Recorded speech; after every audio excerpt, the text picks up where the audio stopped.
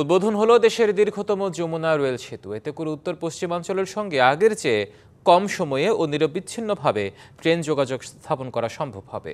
মঙ্গলবার টাঙ্গাইলের Ibrahimabad rail station থেকে যাত্রা করে আনুষ্ঠানিকভাবে সেতুর উপর দিয়ে ট্রেন সিরাজগঞ্জ প্রান্তে পৌঁছানোর মধ্য দিয়ে যাত্রা শুরু হলো দীর্ঘতম এই সেতুটির। এ বিষয়ে আরও জানাতে যোগ দিচ্ছেন সহকর্মী সাইমন। ইমন, জানাবেন কেমন দেখছেন সেখানকার রেল সেতু উদ্বোধনের পর মানুষের প্রতিক্রিয়া, আনন্দ, উচ্ছ্বাস? হিমাদ্রি, আপনি জানেন যে এটি বাংলাদেশের দীর্ঘতম স্বতন্ত্র রেল সেতু।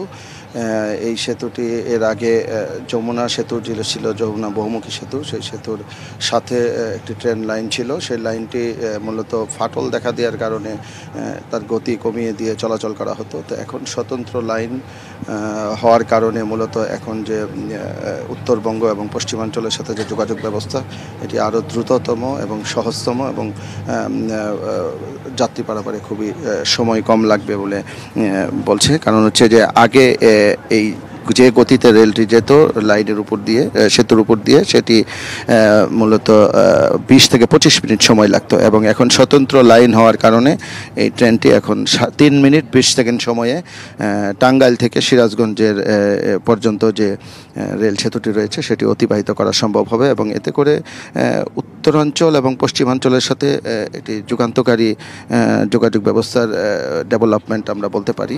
সানবিট সব দিবে সামাল। সানবিট ম্যাজিক প্রেস ডিশওয়াশিং এর মাথা ঘোরানো সলিউশন।